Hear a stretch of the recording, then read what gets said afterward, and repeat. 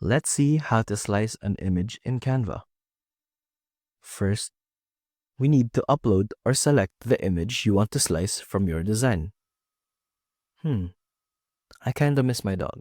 So let's search up pictures of dogs in the Elements tab. Let's choose this image of 2 dogs. After that, we click on the image and then you'll see a toolbar appear at the top. Now, to slice the image, we need to click on the Edit button here. This will show you some options on the left side. You're gonna want to scroll down to Apps, click See All, and then select the Slice feature. This allows you to divide your image into multiple parts. You can adjust the number of slices by dragging the count slider.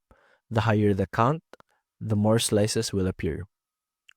This goes the same for the offset and position sliders.